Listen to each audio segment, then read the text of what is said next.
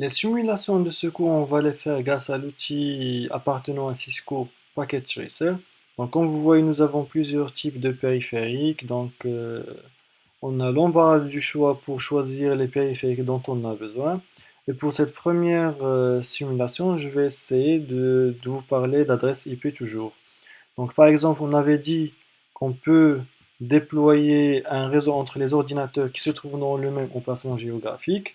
Donc, par exemple, ces deux ordinateurs, pour pouvoir les connecter, bien sûr, j'ai le choix de les mettre, de les connecter grâce à un seul câble, mais sinon, vu qu'il se peut que j'aurai besoin d'un autre ordinateur et le connecter sur le même réseau, dès le début, je vais ramener un switch, par exemple celui-là, et au lieu de connecter les ordinateurs entre eux directement, je vais mettre ici un câble RJ45 droit et connecter les cartes réseau des ordinateurs avec le switch.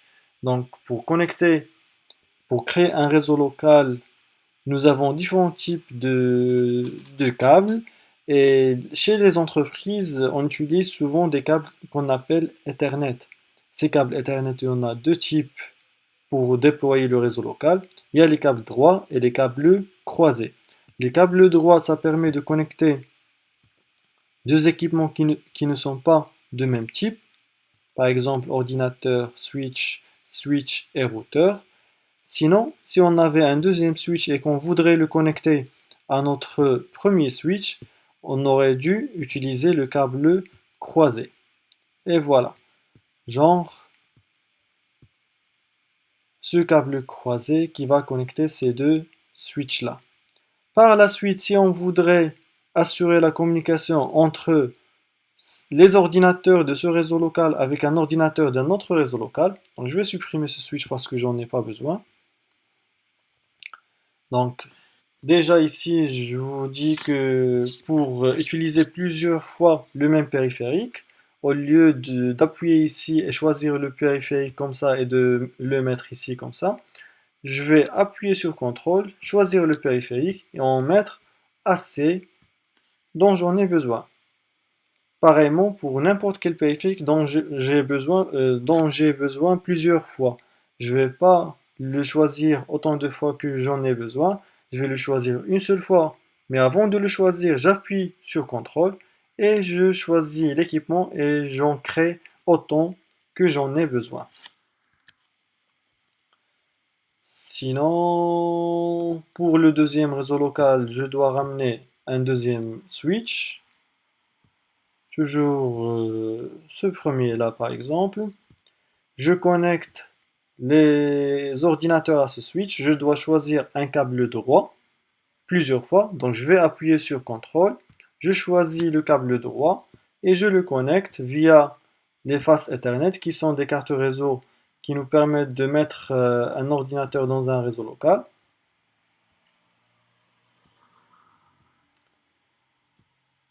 Et je les connecte au switch. Voilà, j'ai fini avec les deux réseaux locaux. Par la suite, si on voudrait connecter les deux réseaux locaux entre eux, on aura besoin d'un routeur. Par exemple, je vais choisir celui-là.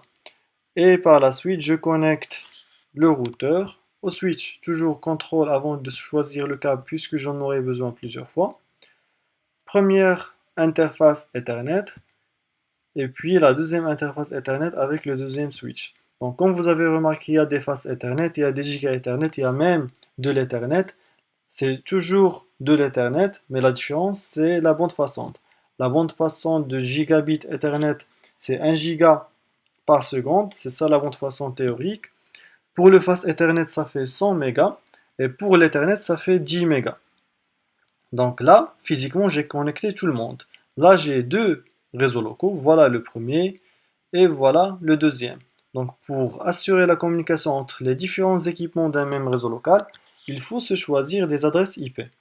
Et si par exemple je choisis ici l'adresse IP suivante, donc je vais devoir aller à Desktop, IP Configuration, et puis je vais mettre par exemple 192.168.1.10 par exemple. Le masque, puisque ça c'est une adresse IP de la classe C, le simulateur Packet Tracer automatiquement il va mettre comme proposition le masque par défaut, qui est 255, 255, 255, 0. Pareillement, je vais faire pour PC1, qui se trouve sur le même réseau local. Donc, obligatoirement, je dois mettre la même partie réseau.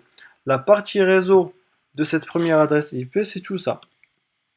Voilà, je vais copier ça. Et je vais le mettre comme partie réseau de l'adresse IP de la deuxième machine qui se trouve sur le même réseau. Bien sûr, il faut mettre une adresse IP différente pour que les deux ordinateurs soient identifiables sur ce même réseau. Sinon, il y aura un conflit d'adresse IP. Par la suite, la communication entre ces deux ordinateurs va passer sans problème. Et pour tester le réseau, s'il fonctionne ou pas, on peut par exemple prendre l'adresse IP de l'un et d'utiliser l'outil ping pour savoir si le réseau fonctionne sans problème. Genre, je suis sur la machine 192.168.1.10, j'ouvre l'invite de commande et je ping sur la deuxième machine. .1.20. Et voilà, si je vois un résultat qui ressemble à ça, une réponse à partir de la machine .20, ça veut dire que entre moi, qui est le point 10 et le point 20, le réseau marche sans problème. Si je ping sur une adresse IP qui n'existe pas, bien sûr, j'aurai pas de réponse. Et le résultat va ressembler à quelque chose comme ça. Request timed out, ça veut dire que j'ai pas de réponse à partir de la machine .21. Et là, je saurai soit la machine .21 n'existe pas, soit elle existe et qu'il y a un problème réseau. Par la suite, pour ce deuxième réseau local, on doit choisir une adresse IP qui a une partie réseau différente pour que le routeur puisse faire la différence entre les différents réseaux. Donc par exemple 192, 168.2 cette fois. Et puis peu importe la suite. Mais je vais choisir des adresses IP simples. Donc et puis le masque. Je vais faire, j'aurai besoin de tout ça, cette partie réseau, pour connecter, pour configurer le deuxième ordinateur. Donc je copie cette partie réseau et je vais la mettre comme partie réseau du deuxième ordinateur. Par exemple ici, .20. Et pour le troisième ordinateur, ce sera .30. Je suppose que vous avez deviné le .30. Et je vous recommande ça, des adresses IP simples qui sont facilement devinables parce que sinon, avec la grandeur du réseau, l'administrateur réseau sera toujours troublé par les adresses IP. Donc on choisit toujours des adresses IP typiques qui permettent à l'administrateur réseau de savoir de quel périphérique s'agit-il à partir de l'adresse IP. Là, je suis sur la machine .10 et je peux pinguer sur les autres machines pour vérifier l'état du réseau. Par exemple, j'ai pingé sur le point 20 sans problème. Je ping sur le point 30, c'est sans problème également. Par la suite, avec ce simulateur réseau, vous avez un autre choix pour tester la communication entre les différents ordinateurs. C'est d'utiliser cette enveloppe-là. L'enveloppe va nous permettre de choisir un équipement émetteur, un équipement émetteur et un équipement destinataire. Et ici, vous aurez la réponse. Si c'est successful, ça veut dire que la communication passe sans problème et que l'état du réseau est correct. Pareillement, entre cet ordinateur et celui-là, ça va marcher sans problème. Ces deux autres ordinateurs de ce réseau-là, bien sûr, la communication va passer sans problème. Et également pour ces deux-là. Sinon, si on essaie d'avoir une communication entre cet ordinateur et celui-là, la communication ne passe pas. Ça nous affiche failed. Et justement pourquoi? Parce que l'ordinateur ne connaît pas sa passerelle puisqu'il doit communiquer avec l'extérieur de son réseau et la passerelle n'est pas encore configurée. Et pour configurer la passerelle, je vais vous faire une autre vidéo pour parler de cette configuration en détail. Mais pour cette vidéo aujourd'hui, je vais juste vous indiquer le nécessaire pour que la passerelle soit configurée. Donc je reviens sur le schéma. Donc ici, pour la passerelle, c'est l'interface Gigabit Ethernet 00 qui est connectée à ce réseau-là. Du coup, cette interface, elle doit avoir une adresse IP qui a comme partie réseau une partie réseau identique à celle des ordinateurs qu'on a ici. bien sûr, la passerelle et les ordinateurs concernés, ils se trouvent sur le même réseau. Du coup, ils doivent avoir tous la même partie réseau. Si vous vous rappelez bien, la partie réseau des ordinateurs qu'on a à gauche, ils ont comme partie réseau le 192.168.1. En général, pour pouvoir configurer un routeur, il faut passer au mode qui nous permet de faire ça. Le premier mode qu'on a ici, c'est le mode utilisateur. Ça nous permet de faire, ou bien ça nous permet d'utiliser le routeur comme si c'était un simple client.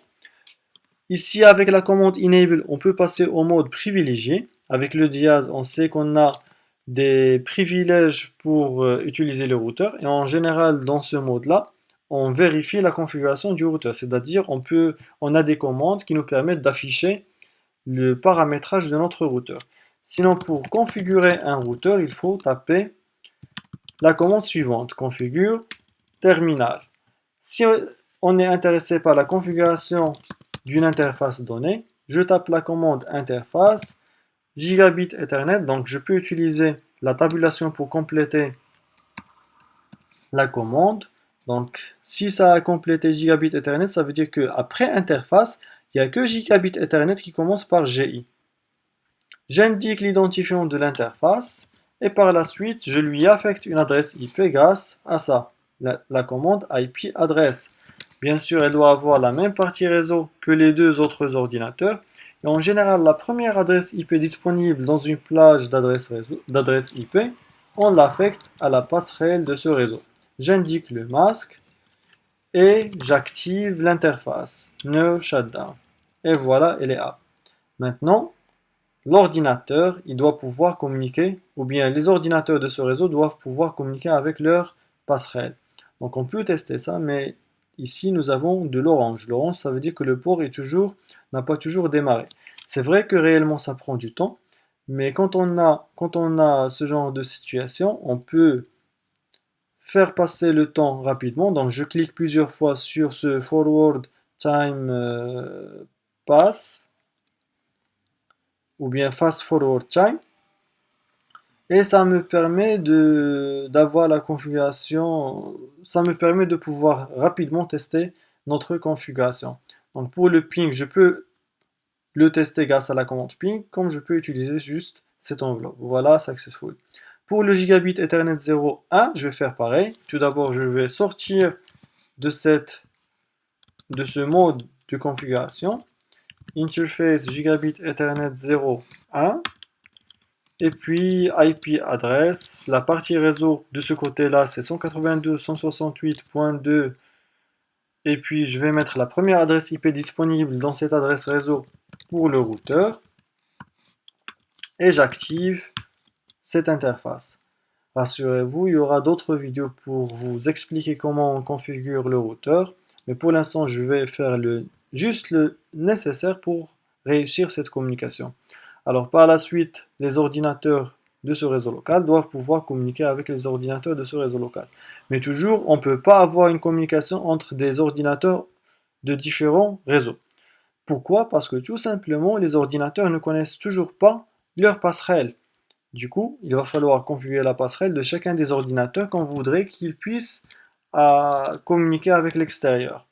La passerelle de ce réseau-là, c'est le 192.168.1.1 et la passerelle de ce côté-là, c'est le 192.168.2.1. Et par la suite, on peut tester cette communication. Voilà. Donc en général, le premier ping, il est perdu. Mais si on reping, ça va passer. Donc j'aurais pu repinguer en double-cliquant ici. Donc les pings entre ces deux ordinateurs, ils marchent sans problème. Pourquoi? Parce que chacun de ces ordinateurs connaît sa passerelle. S'il veut communiquer avec l'extérieur, la communication va passer sans problème. Sinon, si je teste la communication entre cet ordinateur et celui-là, normalement, elle ne doit pas passer. Pourquoi? Même au cas où je teste plusieurs fois. Pourquoi? Tout simplement parce que il y a un ordinateur qui ne connaît pas encore sa passerelle. Donc je supprime tout ça, je teste, ça marche pas. C'est pas juste le premier ping qui ne marche pas, mais le problème c'est que cet ordinateur ne connaît pas encore sa passerelle. On peut configurer ça. de cette manière-là. Et puis, si on veut tester encore, la communication va passer sans problème. Donc, je vais double-cliquer ici, voilà, ça marche sans problème.